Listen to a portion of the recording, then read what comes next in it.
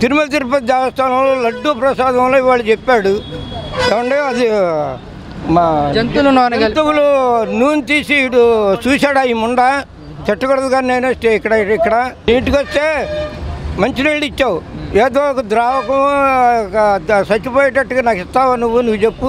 తిరుమల తిరుపతి దేవస్థానం అంటే పవిత్రమైన దేవాలయం. ఆ దేవాలయంలో జంతువులు అంటే నూనె తీసి కొవ్వు తీసి ఇచ్చాడని ఇవాళ పేపర్లో ఇవాళే చదివా. అది నిజమా అబద్ధం ఆడు ఎందుకు చెప్పాలి? ఒక చంద్రబాబు నాయుడు అంటే ఒక సీఎంగా ఉన్నప్పుడు మంచి మాటలు మంచి ద్వారం ఉండాలి, అంతేగాని చెడు బతికిన మాటలు చెడు బతికిన వ్యవహారాలు చెప్పకూడదు. అవునా కదా? అది మరి అలా ప్రసాదంలో అలా దేవుడి ప్రసాదంలో అలా కలిపే అవకాశం ఉందంటారా? అవకాశం ఏమి ఉండదు. అక్కడ ఎంతమంది ఉంటారు? బోల్డ్ ఎంతమంది ఉంటారు.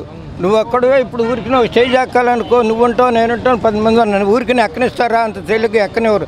ఏదన్నా ఒక మాట చెప్పాలన్నా సరే 10 మంది అనుమతి తీసుకుంటేనే కానీ అక్కడికి వెళ్ళనివ్వరు. నువ్వెవరు పోయా ముందు వెళ్ళటానికి అంటారా అనరా? అట్లాగే ఆడు మాటలన్నీ నీళ్ళల్లో మూటలు.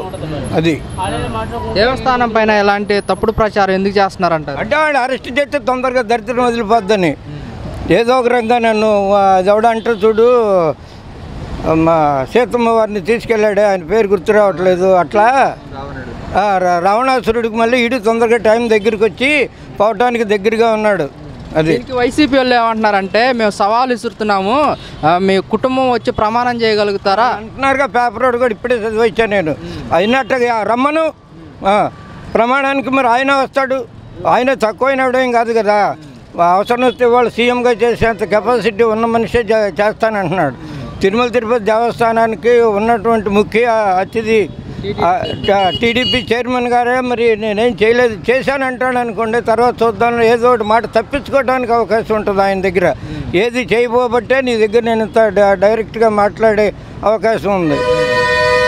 అవునా కదా? అది ఇలా మాట్లాడటం ఎంతటికి కరెక్ట్ అంటారు? ఒక సీఎంగా అంటే ఆడికి చేతకాని వాగుడు ఎక్కువ, చేతొచ్చే వాగుడు తక్కువ. చేతకాని వాగుడు ఎక్కువ. ఇప్పుడేంటి ఆడు 14 ఏళ్ళు చేసినా 15 ఏళ్ళు చేసినా ఇదే ద్వారం ఆడికి. ఆడ ద్వారం మారదు. ఆడు బతుకుండగా ఇంకోడు తింటా ఉంటే చూసి వారవలైనటువంటి వాడు. నువ్వు తినాలి, ఆయనతో అందరూ తినాలంటే భోజనం అయినా ఇడ్లీ అయినా గారె అయినా నేను ఒక్కడిని తింటే లాభమే ఉంది, ఒక్కడిని బతికితే ఉన్న ఉపయోగం ఉందా? నువ్వు చెప్పు. ఉపయోగం ఏమి ఉండదు, 10 మంది బతకాలి. వైసీపీ ప్రభుత్వం మొత్తం అవినీతి చేసింది. తిరుమల దేవస్థానం మీద కూడా చేయలేదు. తిరుమల తిరుపతి దేవస్థానాన్ని చేయలేదు. మామూలు ఆయన ఇస్తానన్న మటుకు కూడా బటన్ నొక్కుడు అన్నాడు. బటన్ నొక్కినా 10 మందికి ఇచ్చాడు కదా. బటన్ నొక్కితే ఎవరికి ద్రోహం చేశాడు? ఎవరికి ద్రోహం చేయాల. ఆటో నడుపుకునే వ్యక్తికి కూడా ఎంత ఇస్తానంటే అంత ఇచ్చాడో లేదా? ఇచ్చాడు.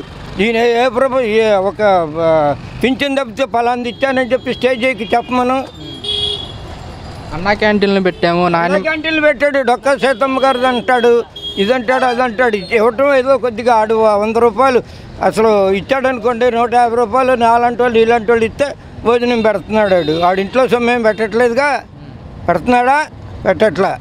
చంద్రబాబు నాయుడు గారు తిరుమల దేవస్థానంలో జంతువుల దాంట్లో కొవ్వు నూనె కలిపారంటూ కూడా చంద్రబాబు నాయుడు గారు చేసిన వ్యాఖ్యలను ఎలా చూడొచ్చు అంటారు? అలా కలిపే అవకాశం ఉందంటారా? ఉండొచ్చు అండి, మరి కంపల్సరీ ఉండొచ్చు. మరి అంత మరి 40 సంవత్సరాలు పొలిటికల్ బ్యాక్గ్రౌండ్ చెప్పినప్పుడు ఎవరైనా నమ్మాలి. మరి అది తప్పదు. అది అయితే తిరుమల దేవస్థానానికి సంబంధించి టీటీడీ చైర్మన్ గారు కూడా మేము అలా చేయలేదు, దీనికి మేము సిద్ధం అని చెప్పేసి కూడా ఆయన చెప్పడం జరుగుతుంది. సిద్ధం అది చేయలేదంటే ఇక ఎంక్వైరీ చేస్తారుగా. ఎంక్వైరీ చేసినప్పుడు అన్నీ బయటకు వస్తాయి. చంద్రబాబు నాయుడు గారి కుటుంబం, లోకేష్ గారి కుటుంబం మొత్తం ప్రమాణం చేయడానికి సిద్ధమేనా? మేము ఎక్కడికి రామన్నా కానీ మేము వస్తామని వాళ్ళు చెప్తున్నమాట. మీరేమంటారు? అది వాళ్ళ పర్సనల్ అండి, మేమేం చెప్తాం వాటి గురించి. ఎందుకంటే వాళ్ళు వస్తారు, కంపల్సరీ వస్తారు. వాళ్ళు అనుకుంటున్నారు కాబట్టి కంపల్సరీ వచ్చే ఛాన్స్ ఉండే. అలా కలిపే అవకాశం ఉందంటారా? లడ్డు ప్రసాదంలో దేవుడి ప్రసాదంలో నేను చెప్పాగా, అది కలుపొచ్చు. అది యాక్చువల్లీ ఇది జంతువు నూనె కూడా, ఆయిల్ కూడా మొత్తం నూనెలానే ఉంటుంది, మంచి నూనెలానే ఉంటుంది.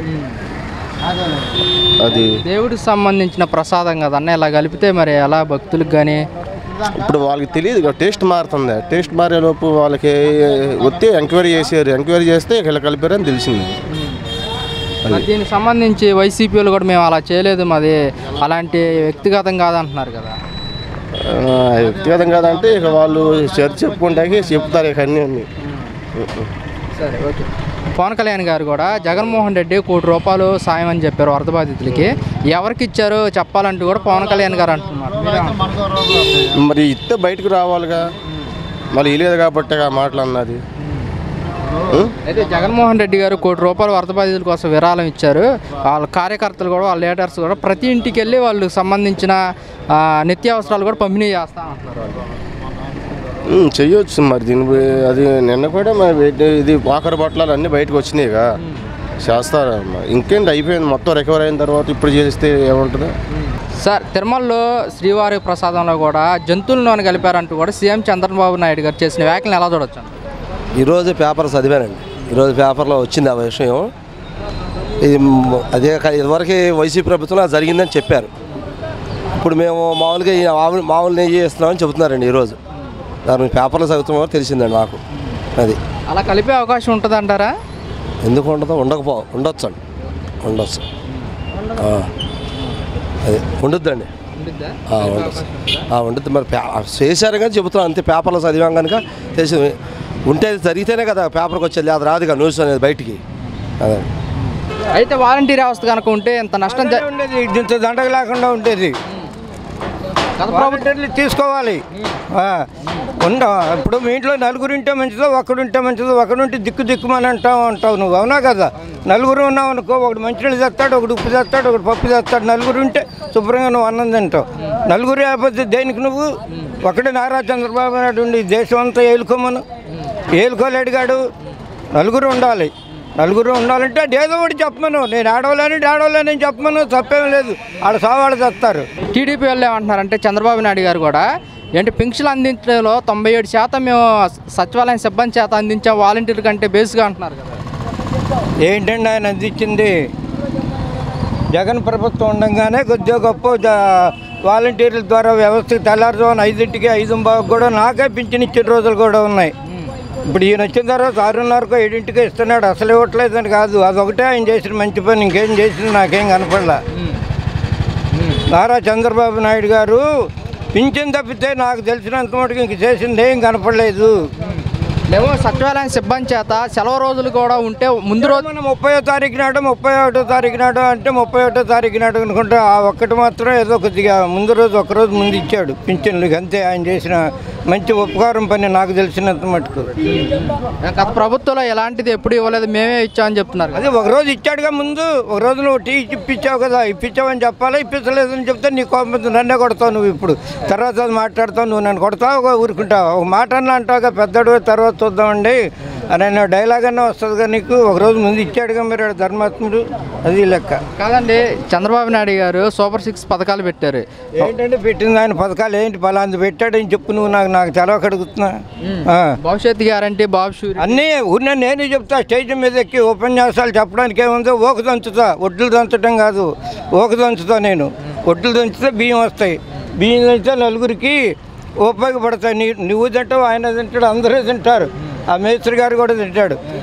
ఈ రంగబొమ్మ పక్కన ఆయన టేస్ట్ అలా అయినా సరే మామూలుగా కిల్లీ షాప్ అని కూడా తింటాడు. ఓకు తింటాడా? ఎవడు తినలేడు. ఆడంతే ఓకు దంపుడు.